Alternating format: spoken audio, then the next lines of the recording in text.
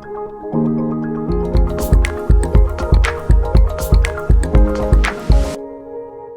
waktu itu karena apa ya? Padahal udah selesai ditulis kan? Sudah tinggal. Udah selesai ditulis, udah proofread. Nah, terus kalau buku itu tadinya kan aku kan awalnya ke penerbit yang biasa, yang waktu pas Panggil Aku Mama Cetakan Kedua kemarin. Karena bisa self publish. Masa nggak tahu ya, ini memang Tuhan yang punya rencana kali ya. Layoutnya kagak jadi. Karena gue nungguin tuh pakai acara kelas ini, bulan depannya kelas ini kan ngadain kelas gitu. Kagak jadi. Ngadain kelas apa? Karena gue ngadain kelas online musik film sama kelas ini. Kelas apa? Kelas konten rasa layar lebar. Makanya terus aku sekarang jadi dosen aku, Mbak. Wow, di mana? Dosen part-time di UMN, Universitas Multimedia Nusantara. Sorry. Ngajar musik film aku. Oh ya, di mana itu? Di ini? UMN tuh di BSD. Gue juga kaget tuh. Bagus dong. Minta CV apa segala macam ya gue kasih, terus tiba-tiba gue disuruh micro teaching, diterima ya alhamdulillah. Gitu. Itu udah nungguin sampai belajarnya ngikutin seminar, jadi speaker di seminar apa segala macam. Ini kok layout kagak jadi gitu. Emang udah qadarullahnya kali. Kalau istilah Islam mah qadarullah. Udah deh. Gue masukin naskah pada waktu itu kan aku memang join komunitas The Writers kan, Ombud. Terus Ombud ngeluarin antologi. Antologinya Ku Tunggu Jandamu itu. Aku juga nulis di situ. Lolos kurasi ceritaku. Terus ini kok bagus sih. Oh, ini Brave Books oke juga ya gitu. Udah aku coba jepret. Dijadiin langsung sama dia. Kagak nunggu berbulan-bulan. 2-3 minggu jadi. Gitu. Udah sampai promo sekarang. I see. Cepet banget gitu. Tapi ya memang sudah jalannya ya. Iya, kayaknya udah kayak gitu. Tapi berarti kan waktu dari Panggil Aku Mama ya? Dari Panggil Aku Mama ke sini agak lama jedanya memang karena 2 tahun. Wait a minute. 2 tahun ya? 2 tahun. Tapi penulisannya sendiri kan setahun sekali. Ya. Itu udah selesai lah pada saat 2021. Pada saat 2021 tuh udah selesai. Tinggal launchingnya aja. Ya ini boleh dibilang setiap tahun ya. Iya. Kan 2020 launching, terus 2021 sebenarnya harus launching baru sekarang. Ini kan just a matter of time. Iya. Bukan karena menulisnya delay, belum selesai, tapi memang karena publishing segala macam kayak gitu kan. Tapi kok jadi produktif begini sih? Ya, gue jadi bingung. Gue juga bingung. Ya gue jalanin aja.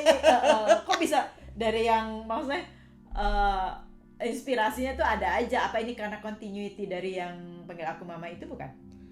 Tapi memang dari tahun 2020 aku udah banyak, Mbak. Jadi setelah PAM itu sukses gitu, aku bikin presentation deck untuk diriku sendiri.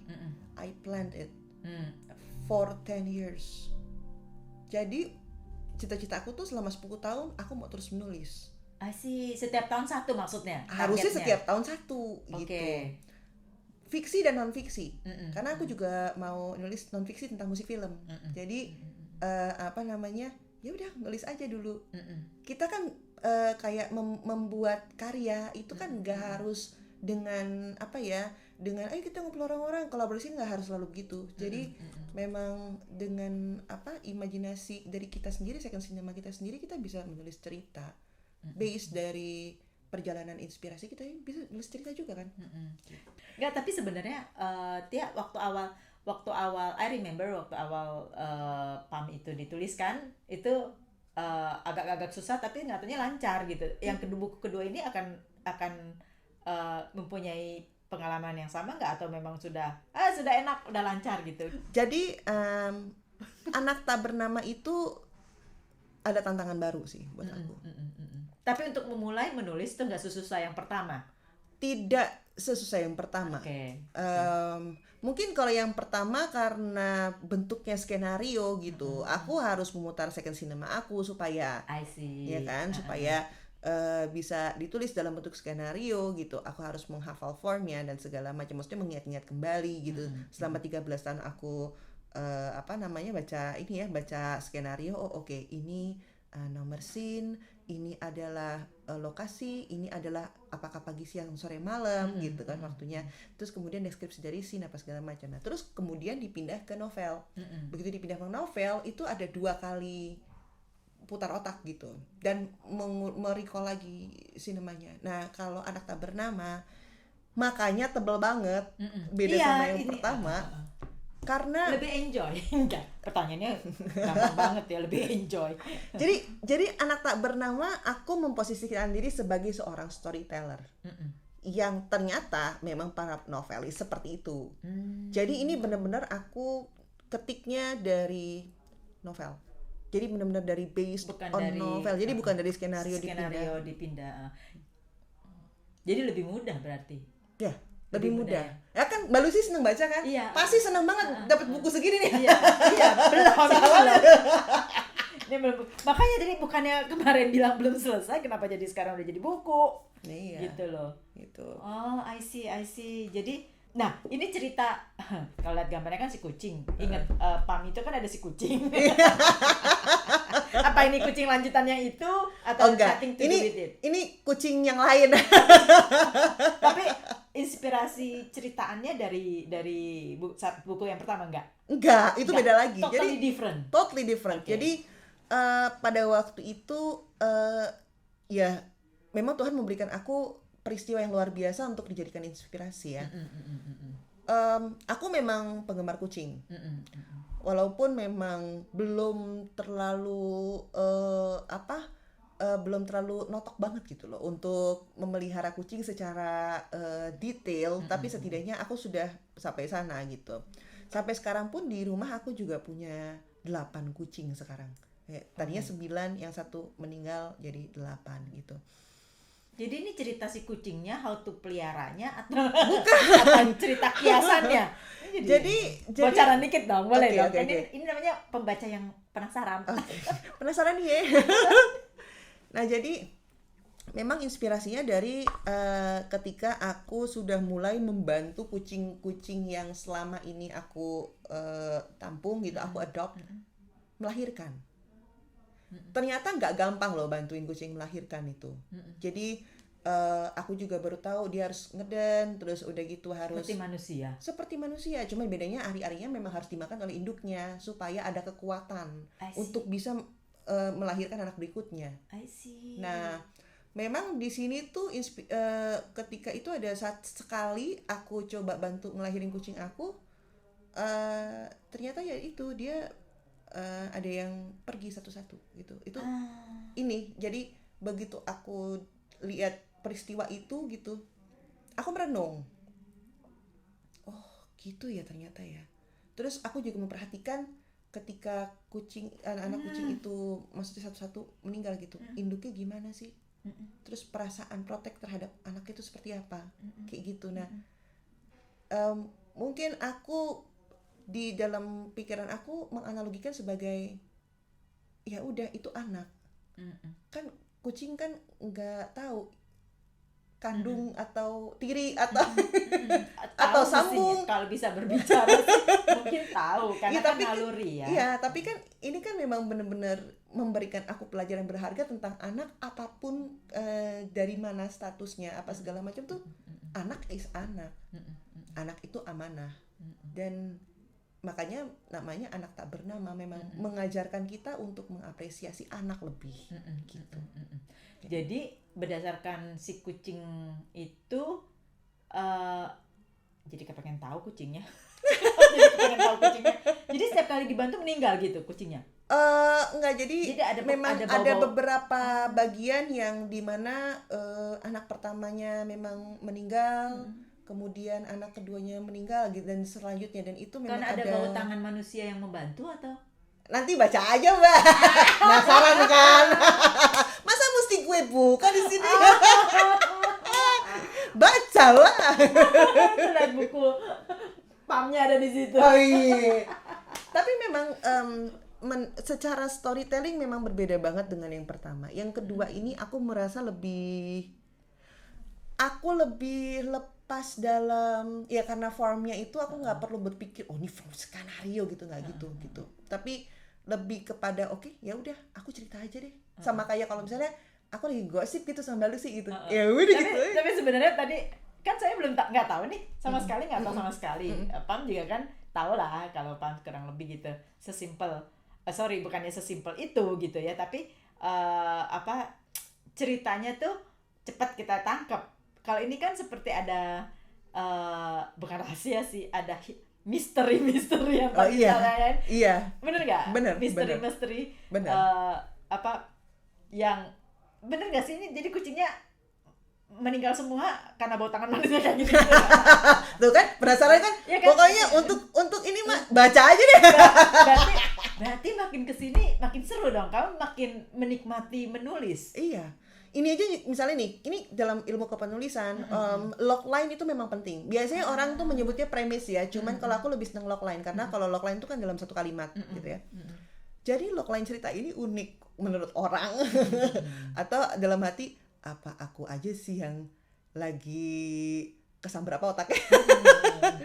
Jadi logline-nya adalah di antara penolakan anak kandung dengan masalah rumah tangga. Sang penulis harus menolong kucing yang mau melahirkan. That's the logline. Tapi begitu dikupas, begitu ditelusuri lagi, oh iya bener, ada hikmah di balik situ gitu. Di balik logline itu ternyata ada hikmah. Makanya awalnya tuh aku juga nggak mau ngebuka kan, Mbak. Maksudnya nggak mau ngebuka covernya begini loh gitu. Yeah. Nah, aku baru bukanya sekarang pas emang Okay. sudah mau Memang dinikmati sudah mau launching baru ya, seperti baru ini covernya. orang ada juga kok yang nanya, Mbak Tia kok anaknya belum dikasih nama. Ada yang gitu. Dia nggak tahu kalau anak tak bernama itu apa gitu, nggak tahu ya. Mungkin suruh baca yang buku pertamanya dulu. Yang kucing melahirkan, ya kan? Bener nggak? Kan ada kucing melahirkan ya. Bener. Nah, saya pikir ini adalah apa sih sambungan dari yang pertama, karena di yang pertama itu kan juga ada kucing ya kan, sebagai teman si mama itu kan. Ternyata totally different sama totally sekali different. enggak. Berarti ini memang kalau panggil aku mama, memang nanti mau ada universe-nya lagi dan itu sudah aku rancang, tapi memang harus ada waktu untuk bisa menelaah lagi lebih jauh karena berbicara tentang hubungan keluarga gitu. Yang aku paham banget kalau membuat cerita mengenai rumah tangga atau mengenai keluarga itu memang tidak mudah, tapi itu menjadi tantangan buat aku. Seperti biasa, pasti setiap karya punya tantangan sendiri. Iya, benar, gitu. benar. Kalau Anak Tak Bernama ini memang lepas, jadi memang cerita lepas, memang kisah tentang Molly, seorang penulis yang yaitu ditolak sama Bonnie si anak, dan kemudian dia harus menghadapi masalah keluarga dengan Randy yang mana memang Randy itu ya memang suami dalam pernikahan kedua gitu. Dan dia harus ketemu sama Sati dan ketemu sama Najmi. Mereka itu berdua itu anaknya Randy, which is kan anak dirinya si Molly. Sometimes kalau kita mengalami pernikahan kedua, pasti terjadi pergolakan batin bahwa kita selalu menjadi nomor 2. Nah itu ada beberapa mungkin yang merasakan hal itu, atau Pasti ada itu ya. pasti ada gitu. Itu kita tidak bisa menampik. Itu karena unsur jealous, cemburu, atau karena unsur apa sih, bahwa status keduanya itu yang membuat kita menjadi Bukan gelisah. bukan masalah status sebenarnya Mbak, tapi lebih kepada masalah kenangan keluarga I see. yang sudah yang sudah lama ya untuk ini ya, untuk dijalani oleh mereka gitu.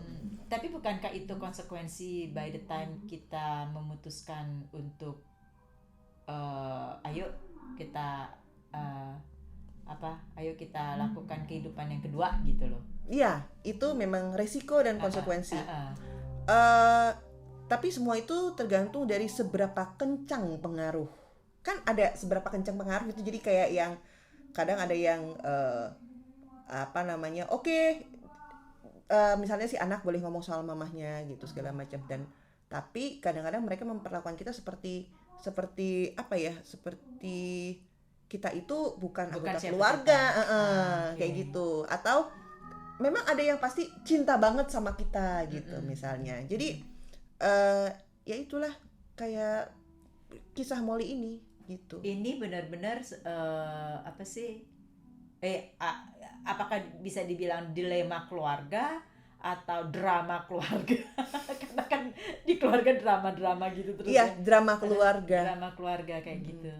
Nah, sebenarnya waktu pas aku tulis di awal tahun lalu, aku memang sudah mulai bercerita di di Instagram aku bahwa aku sedang menulis satu cerita gitu. Jadi cerita tentang di chapter 1, ini aku lagi nulis chapter 1 nih gitu. Terus udah gitu ini plotnya by hand gitu aku tulis gitu. Ini loh plot gue gitu. Ini plot ceritanya. Jadi udah mulai. Okay. Aku menceritakan sampai akhirnya jadi itu benar-benar first draft gitu. First draft itu kalau nggak salah 41.414 apa 411 kata. Buset. Makanya tebelnya segini. Ini udah dikurangin 10.000 sama editornya. Produktif banget. Oke. Dalam nulisnya gitu loh. Iya. Udah mulai enjoy ya.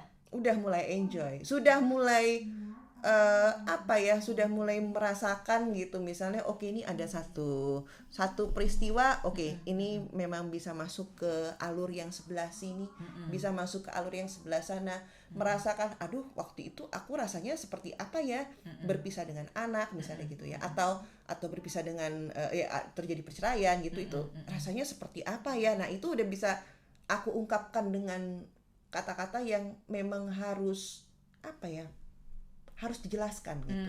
Dijelaskannya tuh gini. Jadi di kepenulisan sendiri aku juga baru tahu ada showing is better than telling. I see. Jadi aku berusaha untuk showing. Jadi showing itu bagaimana caranya supaya pembaca itu merasakan di ambience itu, sudah berasa second cinemanya, dan ternyata benar. Ternyata wah, banyak sih yang bilang ini heart touching story.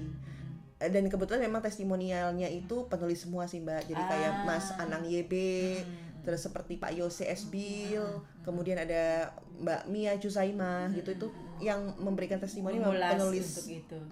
I see. Wow. Karena aku juga merasa aku penulis baru. Aku terus belajar, tapi aku memang butuh insight dari mereka gitu. Aku butuh insight dari mereka, dan alhamdulillah mereka kasih input. dan That's memang very good ya. Dan memang enjoy gitu. Ya kalau boleh nanya, ya related ke buku sih, tapi it's not really gitu kan. Apakah dengan menulis buku ini apakah Tia merasa bahwa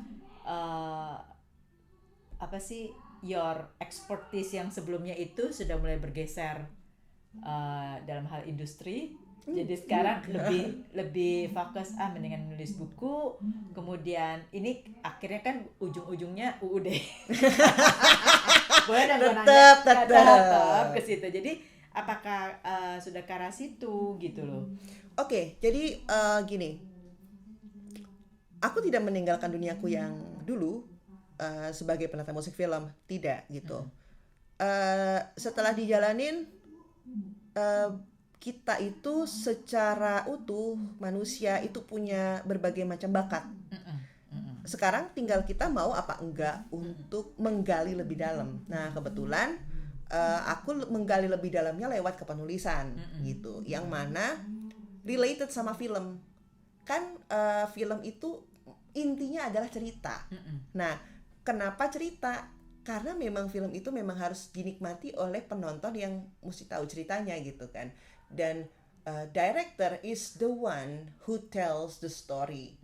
Nah, karena aku punya cerita sendiri, ya aku coba berperan sebagai director dari cerita ini melalui kepenulisan gitu. Jadi dengan bayangin imajinasi sendiri, dengan treatment sendiri, kan kita ada second cinema kan. Jadi begitu ada second cinema, kita ngatur kameranya di sini sendiri gitu. Jadi udah waktu nulis sudah tahu nih kira-kira kayak gitu. Berarti ini lebih ke diversifikasi pekerjaan. Diversifikasi, bener. Jadi kita kapan bikin filmnya? Ya ayo lah, kita mah nunggu aja. Komo ya.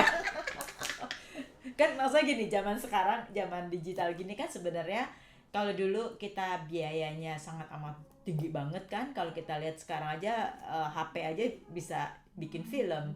I mean film itu mungkin terlihat dari kualitas ya, kelengkapannya juga gitu kan. Tapi kalau kita lihat di YouTube gitu kan, kita balik lagi ke situ. Itu kan orang dengan satu kamera aja sudah jadi video. Iya. Ya sekarang kan kita tidak bisa membedakan film dan video ya, karena di masyarakat luas tuh video film bagi mereka sama aja, gitu ya. Dan ya memang sama mungkin kan. Beda ya? sebenarnya. Totally different. Okay. Kalau cinema itu memang ada disiplin ilmunya. Oke. Okay. Pancing juga nih. Dan terencana. Ada perencanaan, namanya production design. Nah, production design di film tentu itu secara keseluruhan. Makanya director harus bekerja sama dengan produser yang bisa satu visi dengan director gitu. Producer is the one who make it happen gitu. Yang punya ide gitu. Yang punya ide, kalau misalnya nih Mbak Lucy baca Anak Tak Bernama. Wah, ini dijadiin film lucu nih. Udah tiba-tiba manggil Mas Hanung Bramantyo gitu misalnya. Gitu kan. Bisa dong manggilnya. Bisa lah. Bisa bener. Gue ngetes aja. Gini deh, kita kan ada peralatan di sini. Nah terus Mbak Lucy kan jadi produser. You are the one who make it happen. You are the one who have an idea. Ya udah. Jadi mengusahakan bagaimana ini menjadi nyata. Kalau video sama.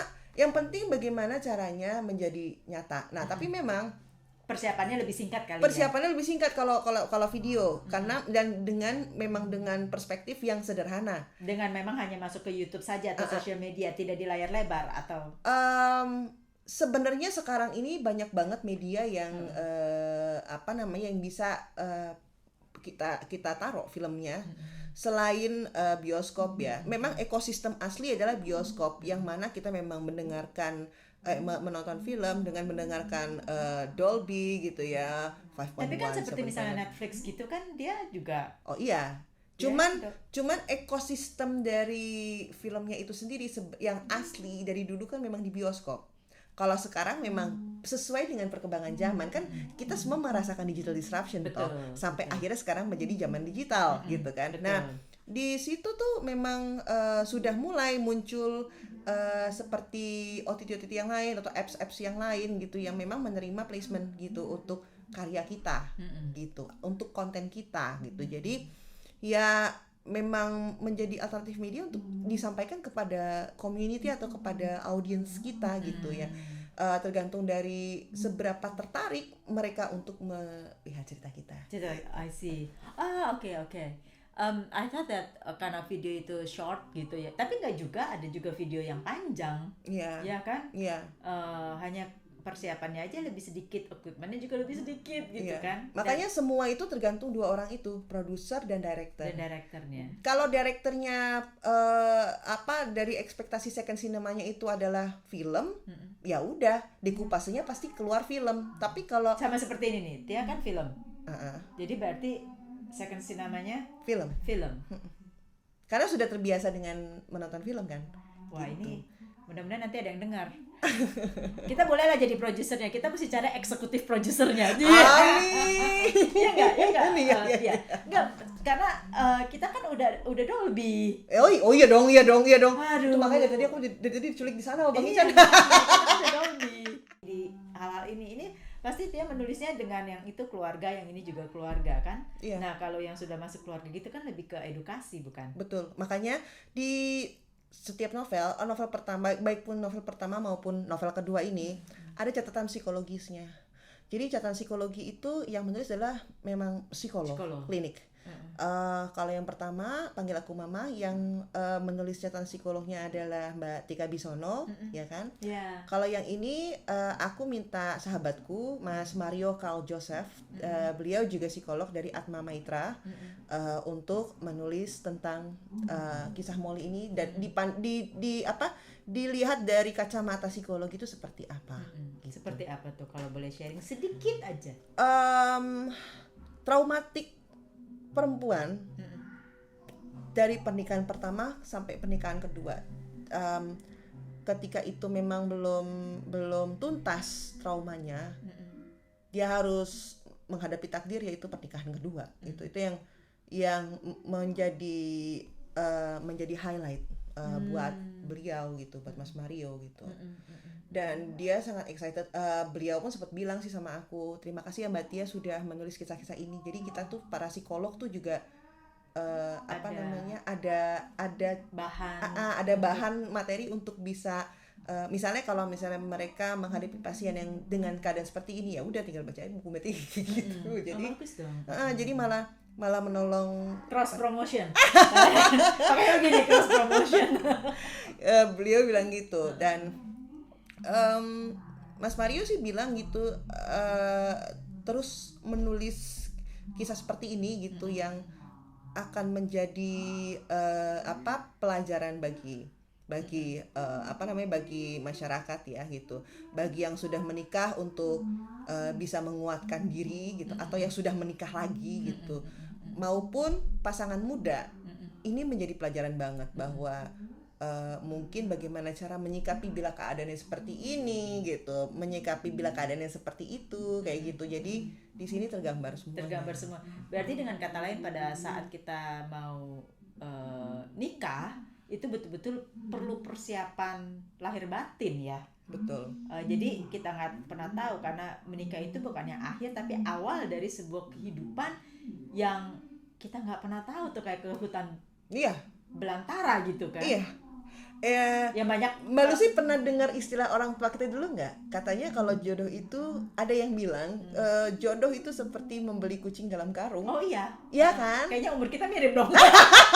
Sekarang udah nggak ada yang kenal kayak gitu.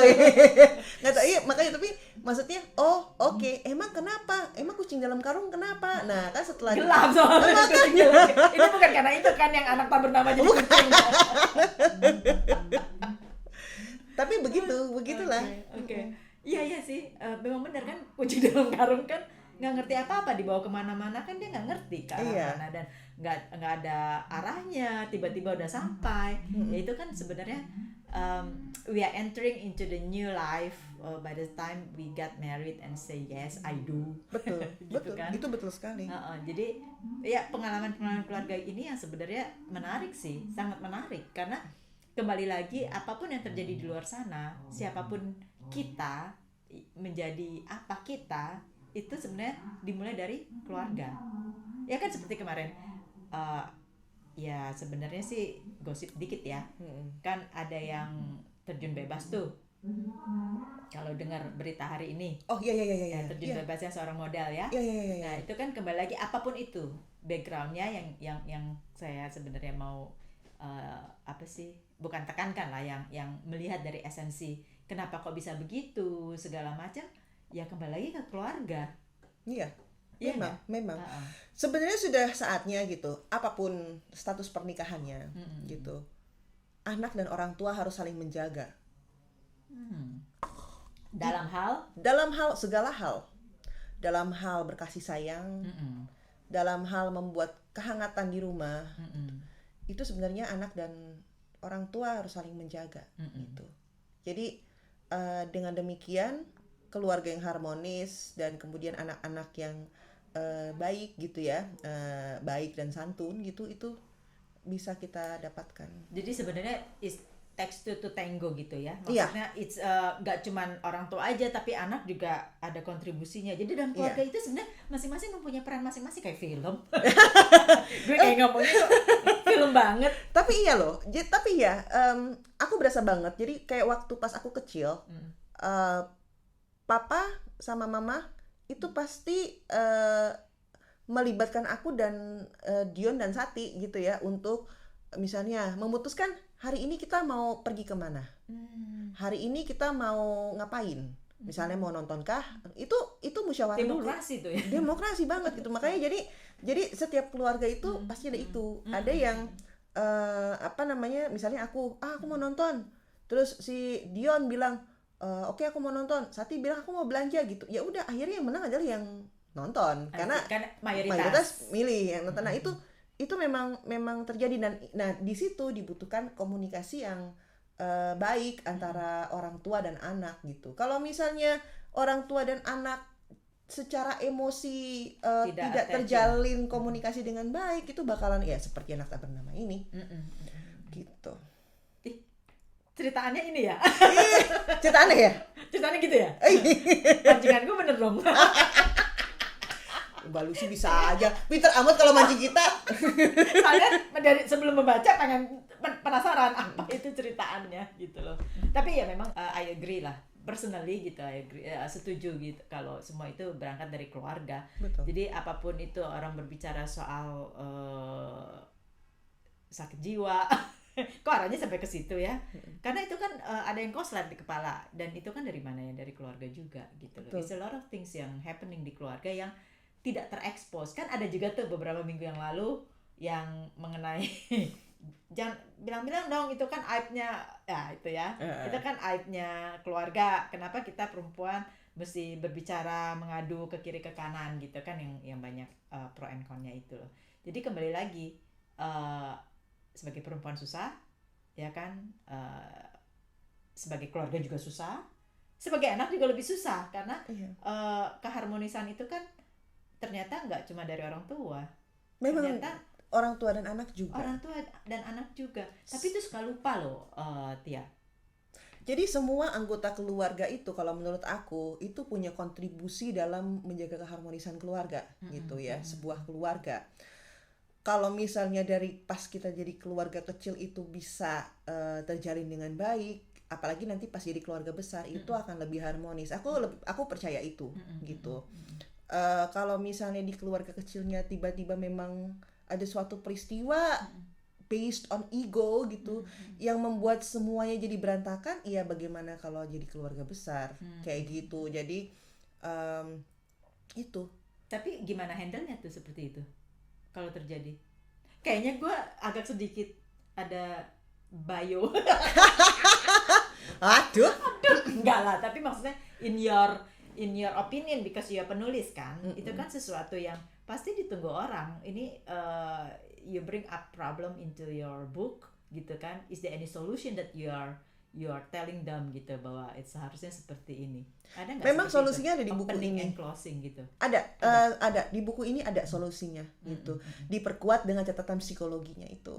Nah itu Oleh Mas Mario itu yang akhirnya ya mungkin memang bagi kita yang pernah mengalami broken marriage gitu, ini bisa menjadi other perspective. buku panduan. Bukan ya, gue mau bilang Kok jadi buku panduan? Enggak, siapa tahu aja jadi kan buku panduan nih.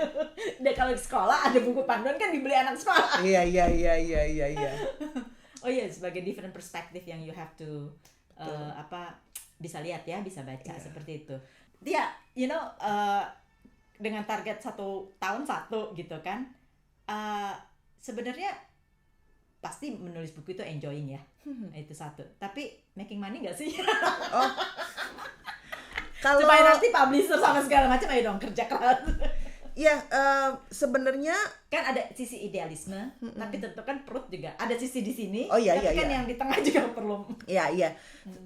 Mungkin sebenarnya bagi aku juga gimana ya? Karena aku tuh melakukan banyak hal dari tahun kemarin ya. Jadi kayak menulis mengajar kemudian menjadi pembicara juga kemudian bikin musik juga gitu. Jadi ya aku lakonin aja ya semua yang ada gitu. Tapi spesial untuk bukunya sendiri, Kalau untuk buku mungkin being honest kalau boleh. Ini adalah salah satu. Aku paling nggak bisa untuk berpikir pesimis tentang satu hal yang sudah dihasilkan ya. Sorry. Jadi gini, ini sebenarnya cover design ini aku kembali mengusung sepupuku Rusty Fisher gitu ya. Konsepnya tangan aku foto. Nah ini kucing waktu umur 2 bulan apa 3 bulan gitu ya, kucingku di rumah sama dia digambar gitu. Nah ini kan sebenarnya kayak kepuasan tersendiri. Oh ini bisa mendeliver message dengan baik gitu kan. Sampai itu orang-orang pada nanya, anaknya belum dikasih nama mbak gitu. Nah itu terus akhirnya ya karena udah konsepnya secara utuh gitu. Karena aku percaya semua konsep itu yang bisa mendeliver dengan baik adalah penulisnya. Jadi Betul, penulisnya tahu betul, apa sih yang mau dimauin gitu. Kan based on big idea, logline, dramatic question, plotting, dan akhirnya menjadi buku ini benar, gitu. Nah benar. itu kan penulisnya yang tahu. Nah kalau soal apa ya? Kalau soal tadi pengisi perut, pengisi perut. Gini, why I ask gitu ya. Ya memang mungkin kalau untuk Tia kan karena banyak, ini salah satu diversifikasi produk kalau kita boleh bilang untuk Tia. Mungkin nggak begitu terasa gitu kan. Tapi kalau misalnya ada yang memang mereka pikir saya mau beli banyak sekali inspirasi di kepala yang dia mau menulis dan kebetulan bisa menulis gitu. Apakah buku ini bisa menjadi salah satu pegangan hidup kita gitu? Itu kan kalau buat aku bisa Mbak, selama kita rajin menulis. Jadi misalnya keluar buku satu, terus kita produktif nih dalam kepenulisan. Kita punya naskah, kita coba terserah mau publishernya mana, publisher major atau publisher indie gitu. Ya udah buku kedua, nanti buku kesatunya akan naik gitu. Kemudian buku berikutnya, ya udah tulis aja naskah lagi. Jadi yang penting konsisten untuk terus menulis gitu. Jadi apapun yang kita kerjakan, kalau memang itu konsisten kita lakukan dan regular ya, itu akan tetap akan menghasilkan lah basically ya. Betul. Jadi selama kita fokus ya just do it. Ya, ya kan. Jadi universe akan help us to betul. make it happen Betul, gitu kan. betul.